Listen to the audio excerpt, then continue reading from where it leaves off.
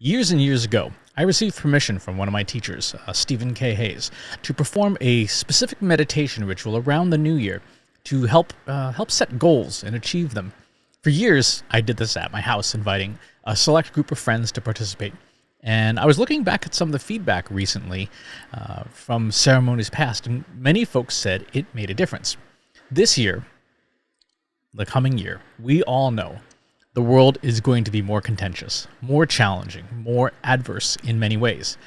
Yet, as with everything, we know there are also more opportunities, more chances, more fleeting moments we could seize towards our goals. To make the most of the opportunities we have, we need to be prepared, mentally ready to act when it's our shot. We tend to succeed when we're clear about our goals, and we've got a plan for tackling those goals that we can execute on every day, every week, every month, every year. We tend to be less successful when we don't have those things. So this fire ceremony, a tradition in the martial art I practice, is one technique for helping you achieve those goals. Now, some disclosures and disclaimers. This version of the fire ceremony is intentionally scaled down for you and me as individuals, or maybe just a few close friends. If you want the full experience, you need to seek out one of the teachers in my martial arts tradition. I learned this from Stephen K. Hayes, and he's the person I would reach out to if you want to experience the whole ceremony in all its detail. If you plan to do this with others, be very selective about who you participate with. Invite people who have positive intentions and have been and are generally committed to your success without reservations or conditions. For the purposes of the ceremony itself, avoid inviting people who are nervous talkers, who cannot abide some moments of silence without filling the air. Distraction is the enemy of focus, and this is something you want to be focused for. Let's talk about choosing your goal.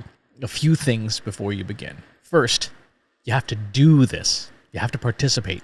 You can't just watch this video and expect results any more than you can watch a video about working out and achieve your fitness goals, or watch a video about cooking and have food to eat. It doesn't work like that. You have to do the work, follow along, and perform the exercises. Second, when you're setting a goal, your goal should not come at someone else's expense. It's fine to want a goal like have $1 million. It's not fine to have a goal of taking $1 million from that person there. Call it what you want: divine intervention, karma, the universal scales of justice. A goal at someone else's expense tends not to work out. Third, your goal should be clear and specific. Make $1 million is good. It's better than make some money, right? Make $1 million without sacrificing your health or your family relationships is better. Lose weight is good. Lose 10 kilograms is better. Lose 10 kilograms while maintaining a food budget of X euros is very specific and good. Clarity and specificity make achieving goals easier. You can have more than one goal, but for the purposes of this exercise, start with one clear, specific goal. You can always do it again with a different goal. If you're performing this with others, it tends to work better if you do not share your goal during the ceremony itself. There will be ample time in the days and weeks ahead to collaborate with others, build shared accountability, and work towards each other's success. Let's talk about the setup next. To perform this version of the fire ceremony, you should be in a safe space or place where you can literally light things on fire. This can be outside in a fire pit, on a gas grill, maybe even the smoking area of wherever you live, where there are ashtrays and things that aren't flammable nearby. Unless you've got access to a fireplace, you probably shouldn't do this indoors. You will need a source of fire that can be sustained for a few minutes. A candle will do, as will a grill, a fireplace, etc. I'd say to start, maybe a candle is just fine, but feel free to whatever works best for you and your circumstances. You will need some scissors and a few sheets of paper, plain paper, as well as something to write with. You will probably want to have Fire-resistant gloves, tongs, chopsticks, or anything that can hold a piece of paper on fire safely if you're using a candle. If you're using a fireplace, fire pit, grill, stove, whatever, outdoor stove, then you just need the ability to safely place pieces of paper in a fire. For safety's sake, please have some kind of fire extinguishing equipment handy. Again, make sure that you're doing this in a safe space. Let's talk about preparing the materials. Before you start lighting things on fire, take the sheets of paper and cut them into 4 sets of shapes. You want one long rectangle. This can be a regular piece of 8.5 by 11 or A4 paper folded in half or maybe thirds. 4 or 5 circles, 4 or 5 squares, and then 10 octagons or leaves, depending on how clever you are with a pair of scissors and how much you enjoy cutting out shades of paper. I particularly like octagons myself. These should be big enough to write at least a complete sentence on, definitely at least a few words. I find that shapes about 2 to 3 inches or 5 to 7 centimeters work best. You'll also want 1 sheet of regular paper just to take some notes on. So let's talk through the ceremonial process. Number 1, clear the space and get ready. Take care of any biological needs so that you can give your full focus to the ceremony. Tradition suggests wearing comfortable clothing and removing anything metal that you're wearing. That's still good advice. For sure, remove anything that will distract you, like your phone, your smartwatch, etc. And put all those devices in silent mode or just flat out turn them off. Number 2, on a long rectangular piece of paper, write down your goal. We put our goal in writing so that we're absolutely clear about what we want to bring into the world. A major reason we don't accomplish our goals in life is we're never clear about them. By writing it down, we give ourselves clarity. Be sure to note this goal on your note-taking sheet of paper as well.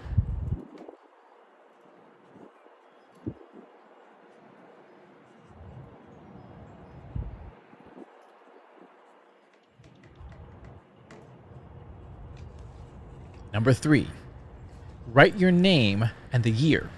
If you're doing this at the beginning of the year, putting the year ahead works great. If you want to do this on a more personal occasion, like a birthday or an anniversary, put that instead. Put that date instead. We put our name on our goal as a tangible reminder of who's responsible for this goal. We might or might not get help from others, but at the end of the day, the responsibility for the goal is ours alone. We put a date of some kind on our goal as a reminder that a goal without a deadline is just a wish. Number 4, on a few of the stop signs, write down 3 to 5 external factors or conditions that could get in the way of you achieving your goal. What external things could prevent you from succeeding?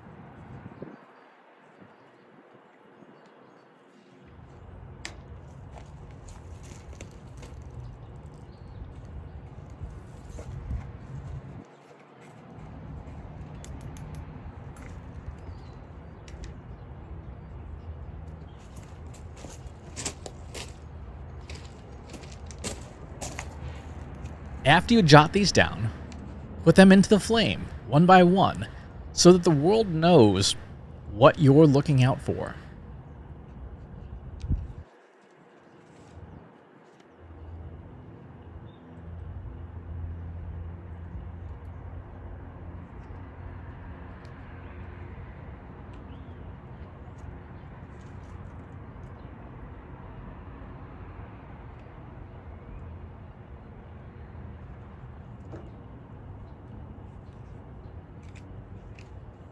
Number 5, on a few of the circles, write down 3 to 5 external factors you will need to succeed.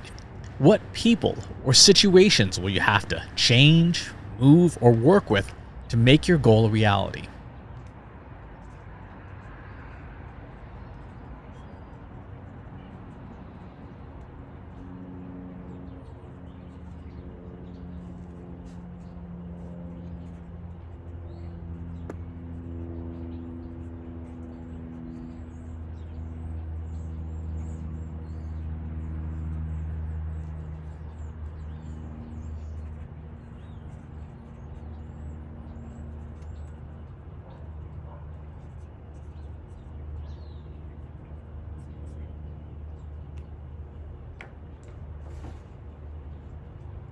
After you jot these down, put them into the flame so that the world knows what you might be asking of it.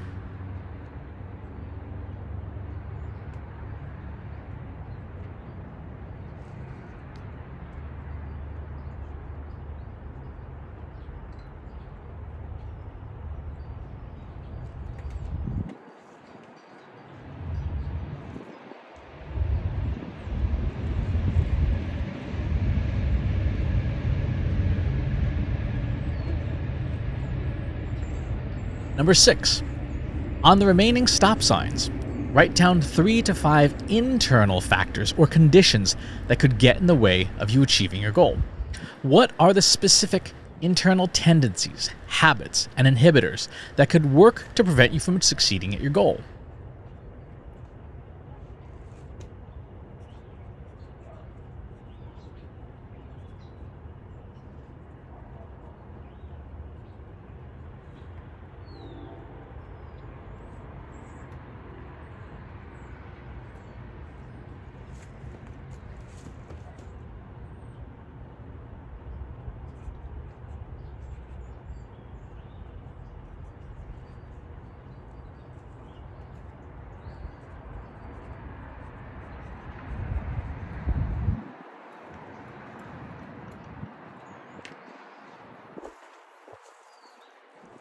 After you jot these down, put them into the flame one by one so that the world knows what you're committed to overcoming.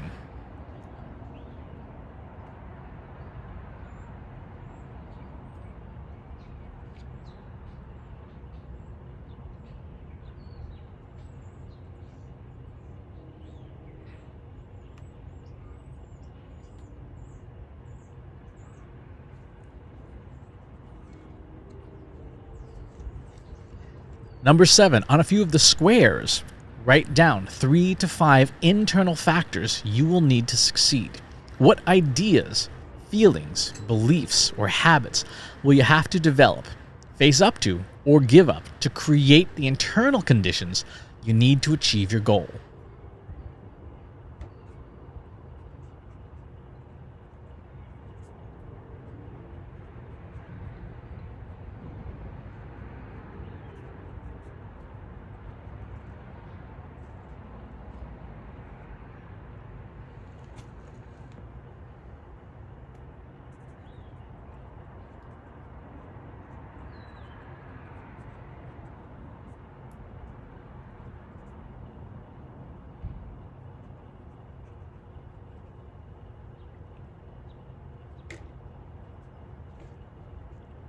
After you jot these down, put them into the flame so that the world knows what you're committed to becoming.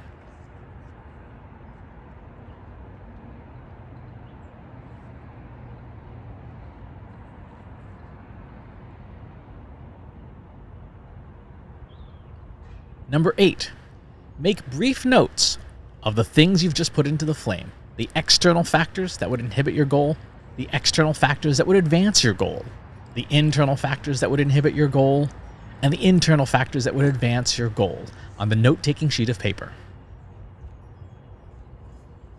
Number 9, finally, take the rectangle with your name, date, and goal on it and put it into the flame.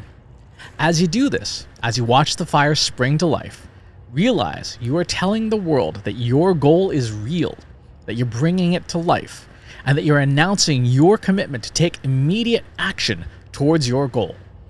Ask the world to remind you to take action towards your goal every single day.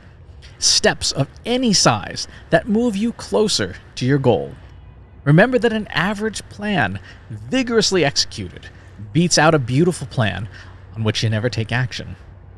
Let the fire and the flame be a signal to everyone that this goal is happening.